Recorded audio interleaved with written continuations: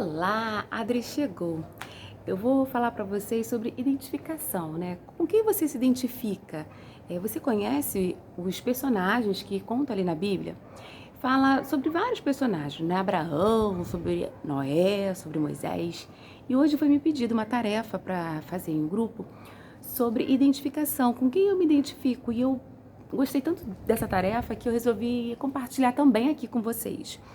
Eu percebi que Moisés, ele não gostava de estar se expondo, falando o que ele sabia. E quando ele recebeu o chamado de que ele ia tirar o povo do Egito, né, para atravessar ali todo aquele deserto até chegar na Terra Prometida, ele não se sentiu capaz. E no decorrer da minha vida, eu nunca imaginei que estaria aqui falando diante de uma câmera com um monte de gente que eu nem imagino, né? Aonde chegará, né, essa mensagem. E como eu ainda não compartilhei com vocês como eu era, né, na minha infância, e eu resolvi hoje contar um pouco para vocês. Eu sempre fui uma menina muito reservada, eu não gostava de estar falando, de ser destaque, né? Quem me conhece na infância realmente sabe como era conviver comigo. Eu não gostava de falar, me expressar, e eu estava sempre observando. Então, quando eu encontro algumas crianças, né, eu até sempre comento isso. Olha, você se parece muito comigo. Eu, na minha infância, eu também não gostava de ficar falando, eu observava muito mais do que falava. Eu gostava mais de estar aprendendo, de estar em contato com as pessoas ouvindo. Mas é necessário que a gente fale, que a gente também se expresse, né? E é muito bom você poder falar o que você pensa, o que você sente. É importante isso, né? As pessoas gostam também de ouvir, não somente de falar. E eu fiz uma atividade com um grupo, né, de juniores, onde eu falei assim, olha, essa bala hoje ela não é de graça, ela tem um preço, ela tem a participação. Você participou, você ganha. E realmente é desafiador para quem não gosta disso, né? Porque às vezes você tem seu pensamento, você tem sua posição, sua postura, mas você não quer compartilhar isso, porque quando você começa a falar, você é o centro das atenções. Mas quem não tem, né, esse problema consegue, né, falar muito bem, se expressar muito bem, compartilhar situações do cotidiano, né, que vive com muita tranquilidade. Mas eu nunca gostei. Quando eu era, né, pedida para a professora Adriana, lê em voz alta esse texto, né?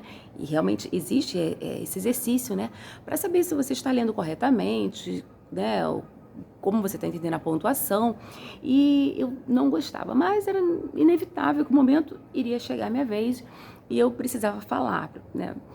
Tentava falar o máximo bem para poder não repetir novamente.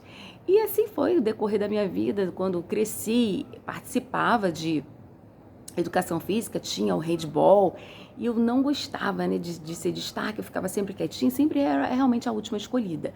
Com isso eu ouvia várias zoação, né, naquela época. Adriana, por que você não fala, não conta o que você vive?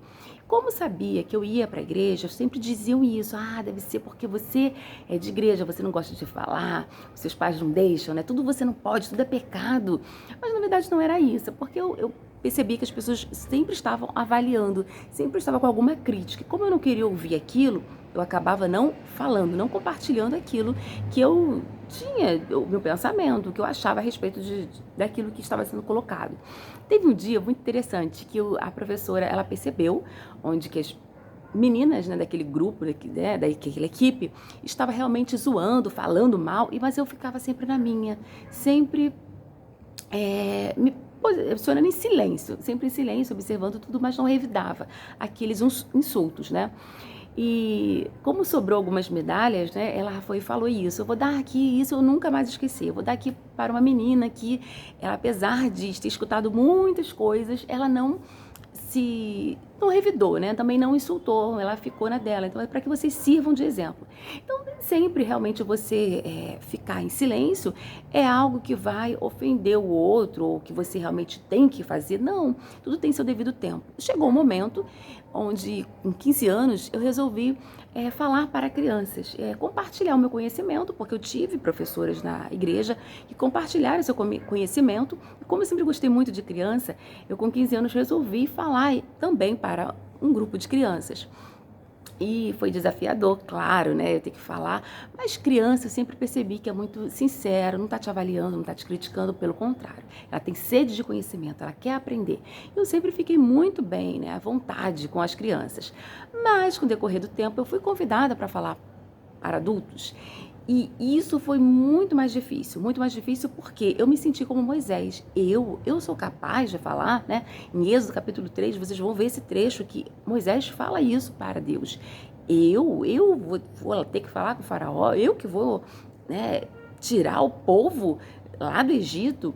Então, no decorrer da minha vida, eu sempre fui desafiada a estar falando para grupo de mulheres, né, para várias pessoas. E é necessário que a gente não fuja, né? A gente esteja sempre na nossa posição, realmente, o que Deus nos chamou. E por isso que hoje eu resolvi aqui compartilhar com vocês, né, a respeito disso, a respeito de que eu nem sempre fui assim, nem sempre estava falando para todo mundo, não. Eu sempre fui aquela menina quietinha, aquela menina que fica sempre em silêncio, observando as coisas, mas um dia eu resolvi compartilhar, eu resolvi falar também daquilo que eu conheço, do que eu sei. E me identifico sim com o personagem de Moisés, né, que estava ali o tempo todo, né? No começo ele tinha realmente receio e claro que o irmão dele, Arão, né, que falava mais, ajudava ele nessa tarefa. E no decorrer da minha vida também tive várias pessoas para me ajudar nisso, para me ensinar, e observar muito, né? Quando eu trabalhei numa empresa, né, de menor aprendiz, eu observava muito as pessoas como se portavam à mesa, como falavam, né? Eram várias advogadas e que estava sempre, né, em audiência, então eu já sabia, né, já tinha essa experiência e aquilo acrescentou muito, né, para que hoje eu pudesse, claro, estar falando. Nem sempre a gente fala tudo corretamente, apesar de eu ter estudado, né, português, eu nem sempre vou estar falando sempre corretamente, porque somos humanos. Esquecemos sim, e a gente não precisa se cobrar. Eu não vou falar nunca porque eu posso errar. Que as pessoas vão estar julgando, criticando você, isso pertence a ela, não pertence a você. Mas que você possa falar hoje o que você conhece, o que você sabe, compartilhar. Porque muitas vezes a gente não está tirando o cisco, né, do nosso olho, a trave do nosso olho e está enxergando sempre o outro, os erros do outro.